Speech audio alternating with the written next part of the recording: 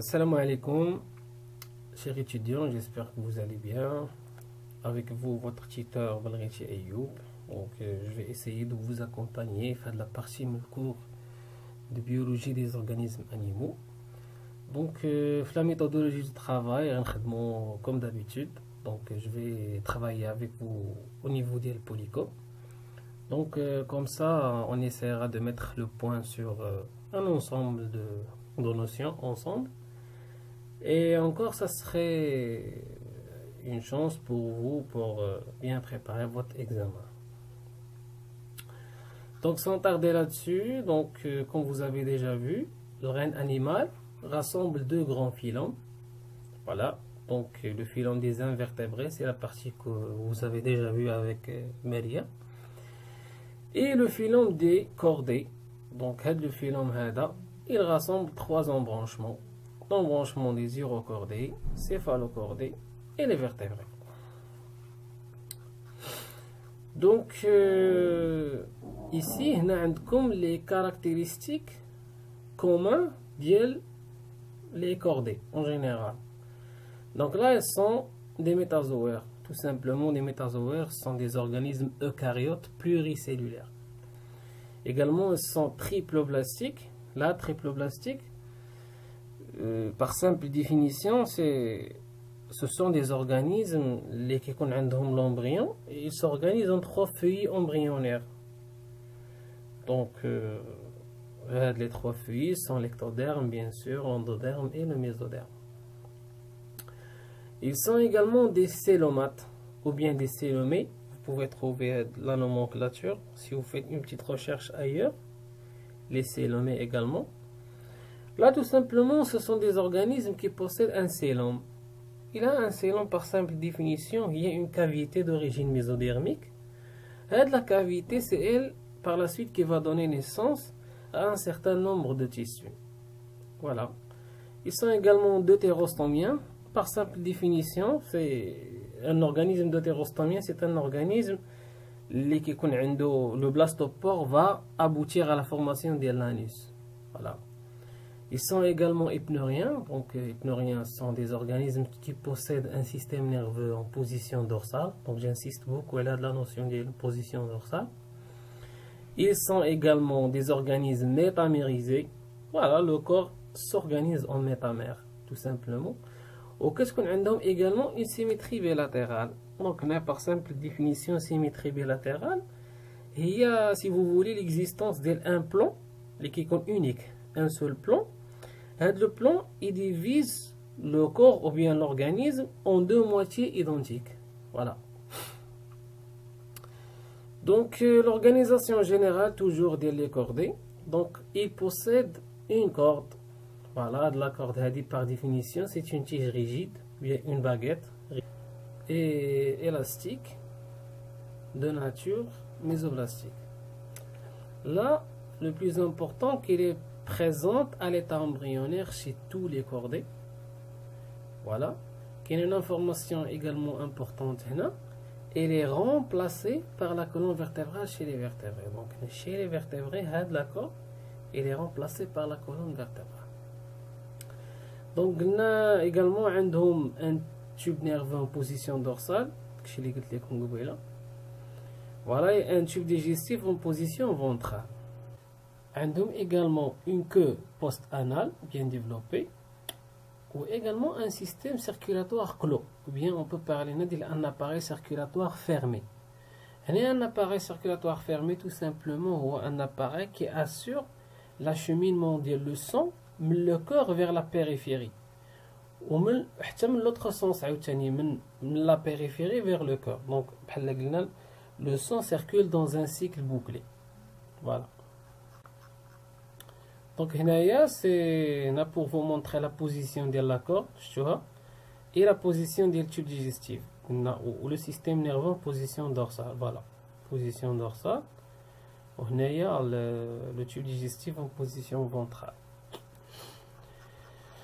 Donc, il faut faire attention s'il vous plaît, on a les caractères généraux des vertébrés. Donc, on ne parle plus les chordés coulons. Donc, les urochordés, les céphalocordés, on parle que les caractéristiques des vertébrés. Donc, on a comme on a déjà, donc, عندهم un tube nerveux en position dorsale. Et le tube nerveux, nous avons deux appareils ou bien deux systèmes. Donc, on a un système nerveux appelé central, qui se compose de l'encéphale et la moelle épinière, ou un système nerveux périphérique, qui se compose de les nerfs. Et également, les nerfs, ils ont juste des anouars. Ceux qui sont nommés nerfs crâniens et nerfs rachidiens. Donc, la différence, c'est que les nerfs crâniens, donc, ce sont des nerfs qui émergent directement du tronc cérébral. D'accord? Et les nerfs rachidiens, c'est également les nerfs spinaux. Si vous faites des recherches, donc les nerfs spinaux, les rachidiens, tout simplement qui émergent de la moelle épinière. D'accord? Donc, nous avons également un squelette interne formé par 4 parties. Donc, squelette céphalique ou bien crâne, axial ou bien colonne vertébrale, appendiculaire, membre, et zonaire, les ceintures.